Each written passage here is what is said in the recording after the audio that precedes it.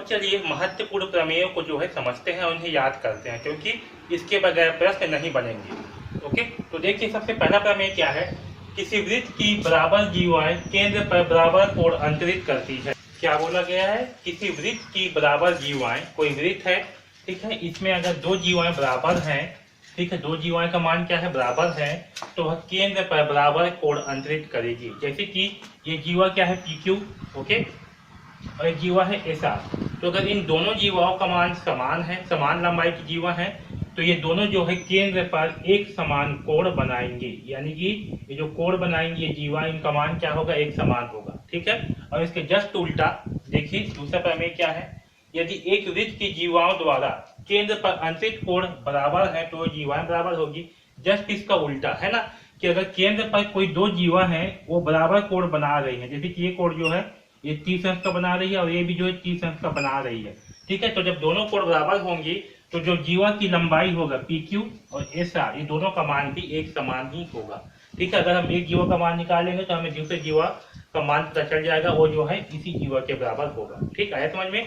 तो ये दोनों प्रमेय बहुत ज्यादा इंपॉर्टेंट है, इसे याद रखिए, ठीक। पहला प्रमेय क्या है, फिर रिपीट कर रहे हैं। किसी वृत्त की बराबर जीवाएं, किसी वृत्त में दो जीवाएं बराबर लंबाई की है तो वह केंद्र पर एक समान कोण बनाएंगे, ठीक है। और दूसरा प्रमेय है, अगर कोई वृत्त की जीवा केंद्र पर एक समान कोण बना रही है तो जीवा की लंबाई एक समान होगी, ओके।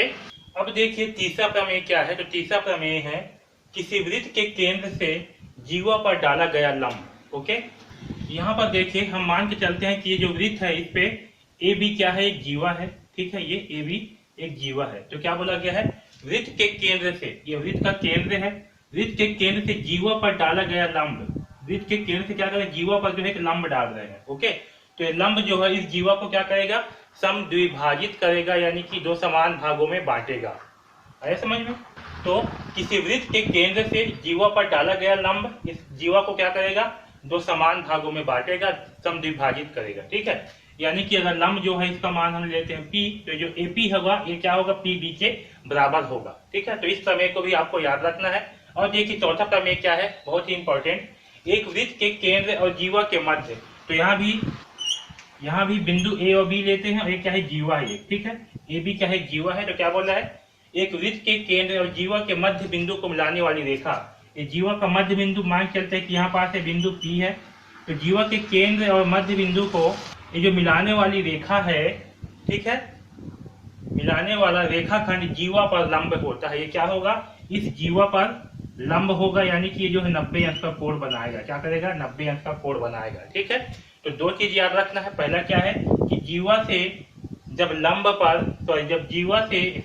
जब केंद्र से जीवा पर कोई लंब डाला जाता है तो यहाँ लंब जो है जीवा को दो समान भागों में विभाजित करता है। और दूसरा क्या है कि जब केंद्र को जीवा के मध्य बिंदु से जो रेखा मिलाती है, यह रेखा क्या करेगी? जीवा पर जो है लंब होगा, ठीक है, जीवा पर जो है लंब होगा। देखिए क्या है, एक वृत्त के केंद्र और जीवा के मध्य बिंदु को मिलाने वाली रेखाखंड जीवा पर लंब होगा, ठीक है। तो वृत्त का जो केंद्र है ये वाला और जीवा का जो मध्य बिंदु है ये वाला, इन दोनों बिंदुओं को मिलाने वाला जो रेखाखंड होगा ये क्या होगा? इस जीवा पर लंब होगा, ठीक है। इस जीवा पर क्या होगा? लंब होगा, ठीक। तो इन चारों प्रमेयों को जो है आपको याद रखना है, क्योंकि इसके बगैर प्रश्न नहीं बनेंगे, ठीक है। तो इस वीडियो में बस इतना ही। धन्यवाद।